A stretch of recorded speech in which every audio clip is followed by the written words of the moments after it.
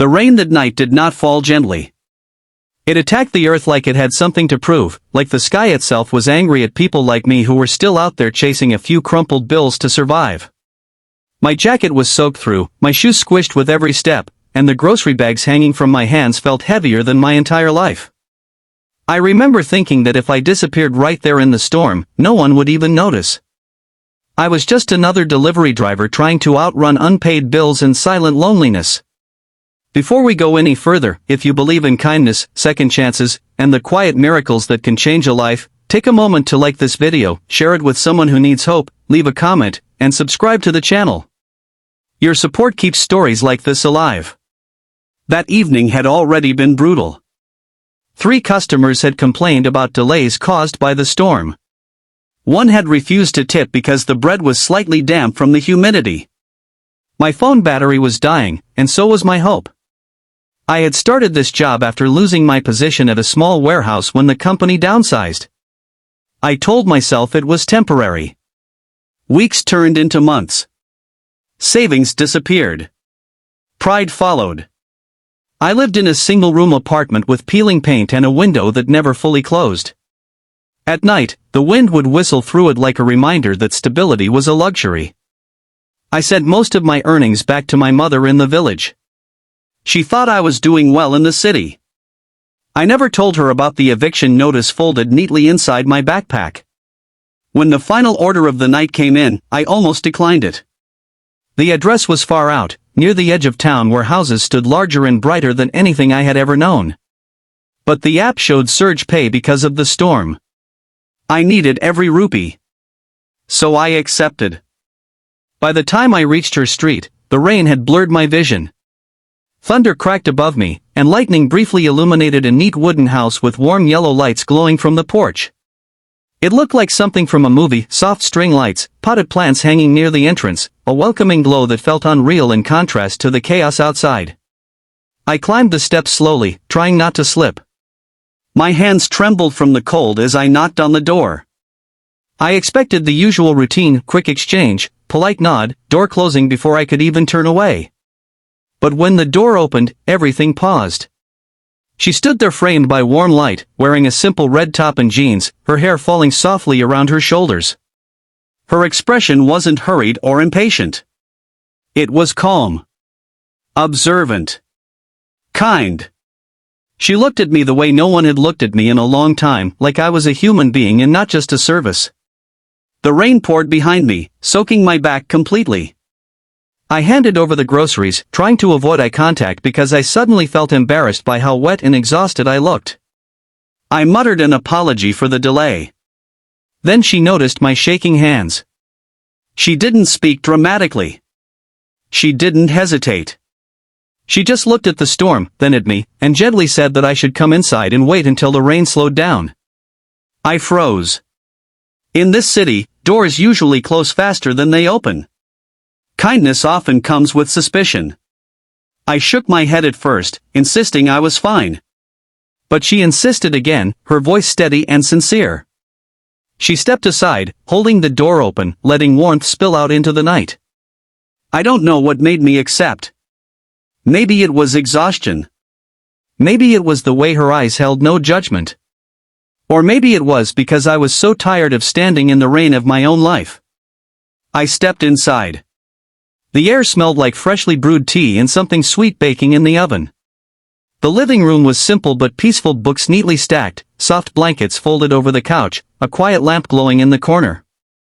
The storm outside sounded distant now, like it belonged to another world. She handed me a towel first. Then she disappeared briefly and returned with a dry sweater, saying her brother had left it there months ago. I hesitated again, pride fighting with necessity. But my body was too cold to argue. As I changed into the sweater, I realized how long it had been since someone had shown me such uncomplicated kindness. No expectations. No hidden motives. Just humanity. She made tea and placed it in my hands. I could feel the warmth spreading through my fingers, up my arms, into places inside me that had been frozen for years. We sat across from each other, not speaking much at first. Silence felt safe there. Slowly, she asked about my day. And maybe it was the storm, or the exhaustion, or the warmth of that room, but the truth spilled out of me in pieces. I told her about losing my job. About the mounting bills. About pretending to be strong for my mother. About the eviction notice I hadn't told anyone about. She didn't interrupt. She didn't pity me. She just listened. Then she told me something unexpected. She said that 2 years ago, she had stood where I was standing emotionally. After her father passed away, she inherited the house but also inherited debts he had kept secret. She had worked 2 jobs to save it. There were nights she had cried on that very couch, convinced she would lose everything. But she kept going, one small step at a time. Her story didn't magically fix mine. But it changed something inside me.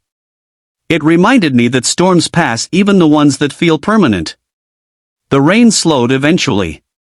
I stood to leave, thanking her more times than I can remember.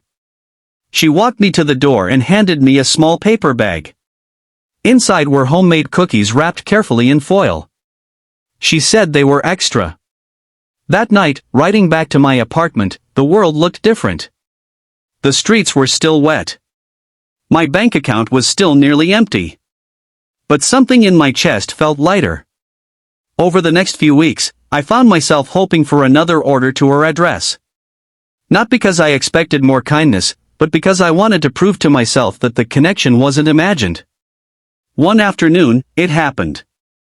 This time the sky was clear. I stood straighter when I knocked. When she opened the door, her smile was familiar, like she had expected me to. We spoke longer that day. Not about struggles, but about simple things, favorite books, childhood memories, dreams we had once buried. She told me she worked remotely as a graphic designer. I admitted that before the warehouse job, I had studied mechanical engineering but dropped out because I couldn't afford tuition. She looked surprised, not disappointed. Days turned into weeks. Sometimes she ordered groceries she didn't urgently need, just so we could talk for a few minutes. Eventually, she asked if I would help her fix a shelf in her living room. I hesitated again, afraid to blur lines. But I agreed. Fixing that shelf led to fixing a broken cabinet hinge. That led to repainting a small section of her porch. She paid me fairly each time, insisting it wasn't charity. It was work. Word spread quietly in her neighborhood that I was reliable. Small repair jobs began to fill my weekends. Then my weekdays too. I reduced delivery hours. For the first time in months, I paid rent without fear. But more than money, something else changed. I began to believe in myself again. She never treated me like a project. She treated me like an equal. When I talked about returning to university, she didn't laugh at the impossibility. She helped me search for scholarship options. She stayed up late reviewing application forms with me. There were setbacks. Rejections. Moments when doubt returned like thunder in a clear sky. But this time, I wasn't standing alone in the rain.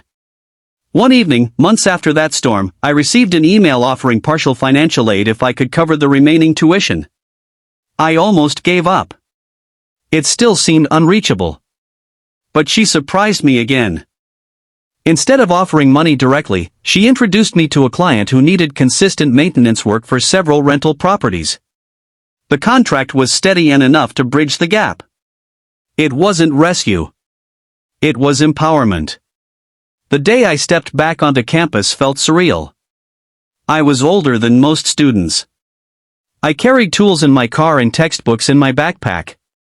I worked during the day and studied at night. It was exhausting. But it was purposeful. Sometimes, during long nights of studying, I would think back to that first knock on her door, to the moment she stepped aside and said I could come inside. That simple invitation had been more than shelter from rain. It had been shelter from hopelessness. Years later, when I graduated, she sat in the front row. Not as a savior. Not as someone who claimed credit. But as someone who believed in a stranger during his lowest moment. Life didn't become perfect. Success wasn't instant. But it was real. Gradual. Earned. And every time a storm rolls in now, I remember that night. I remember how close I was to giving up. How invisible I felt. How one open door changed the direction of my life. If this story has touched your heart even a little, please take a moment to like this video, share it with someone who might be standing in their own storm, and subscribe for more stories about hope and second chances.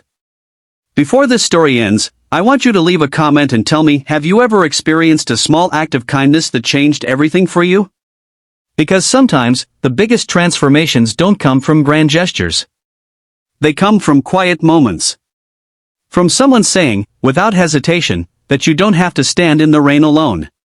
And maybe, just maybe, the next time you see someone soaked by life's storms, you'll remember that a simple invitation can rebuild a future. That night, I was just delivering groceries in the storm. I never expected her to say, "Come inside."